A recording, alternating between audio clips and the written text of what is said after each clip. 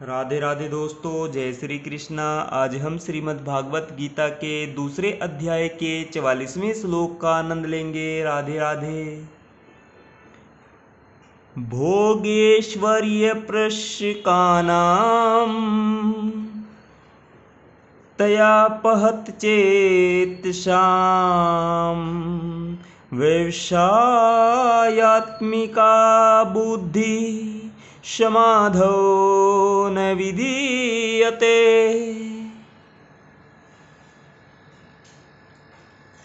अर्थात जो लोग इंद्रिय भोग तथा भौतिक ऐश्वर्य के प्रति अत्यधिक आसक्त होने से ऐसी वस्तुओं से मोहग्रस्त हो जाते हैं जिन उनके मनों में भगवान के प्रति भक्ति का दृढ़ निश्चय नहीं होता। तात्पर्य जानेंगे। समाधि का अर्थ है स्थिर मन। वैदिक शब्दकोश निरुक्ति के अनुसार सम्यक आधीयते अस्मित्रात्मतत्व यथात्मत्यम।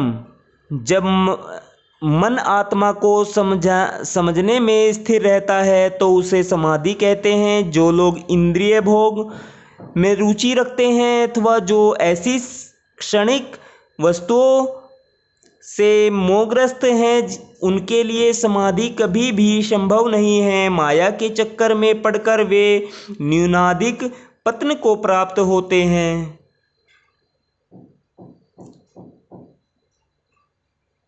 राधे राधे दोस्तों, जय श्री कृष्णा।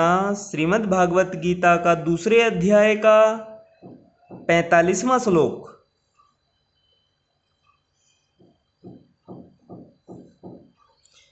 त्रिगुण विश्या वेदा निस्त्रिगुण्यो भवार्जुन निर्द्वंदो नित्य सत्वस्थो निर्योगक्षमात्मावान।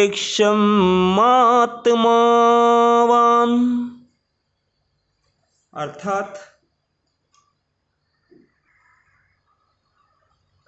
वेदों में मुख्यतः प्रकृति के तीनों गुणों का वर्णन हुआ है। हे अर्जुन, इन तीनों गुणों से ऊपर उठो। समस्त द्वैतों और लाभ तथा सुरक्षा की सारी चिंताओं से मुक्त होकर आत्मपरायण बनो। तात्पर्य जानेंगे। सारे भौतिक कार्यों में प्रकृति के तीनों गुणों की क्रियाएं तथा प्रतिक्रियाएं निहित होती हैं। इनका उद्देश्य कर्मफल होता है जो भौतिक जगत में बंधन का कारण है। वेदों में मुख्यतः सकाम कर्मों का वर्णन है जिससे सामान्य जन क्रमशः इंद्रिय तृप्ति के क्षेत्र से उठकर आध्यात्मिक धरातल तक पहुंच सके। कृष्ण अपने शिष्य तथा मित्र के रूप में अर्जुन को सलाह देते हैं कि वह वेदांत दर्शन के आध्यात्मिक पद तक ऊपर उठे जिसका प्रारंभ ब्रह्म जिज्ञासा अथवा परम आध्यात्मिक पर प्रश्नों से होता है। इस भौतिक जगत के सारे प्राणी अपने अस्तित्व के लिए कठिन संघर्ष करते रहते हैं। उनके लिए भगवान ने इस भौतिक जगत की सृष्टि करने के पश्चात वैदिक ज्ञान प्रदान किया जो जीवन यापन तथा भवबंधन से छूटने का उपदेश देता है। जब इंद्रिय तृप्ति के कार्य यथा कर्मकांड समाप्त हो जाते हैं तो उपनिषदों के रूप में भगवत साक्षात्कार का अवसर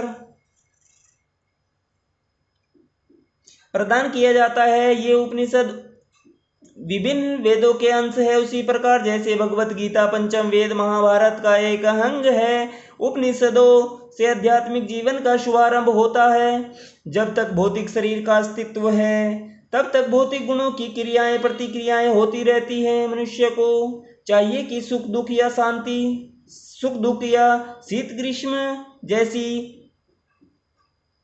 द्वैतों को सहन करना सीखे और इस प्रकार हानि तथा लाभ की चिंता से मुक्त हो जाए। जब मनुष्य कृष्ण की इच्छा पर पूर्णतया आश्रित रहता है तो वह दिव्य अवस्था प्राप्त होती है। राधे राधे दोस्तों, जय श्री कृष्ण। आज हमने श्रीमद् भागवत गीता के दूसरे अध्याय के 44वें और 45वें श्लोक का आनंद लिया है। राधे राधे, जय श्री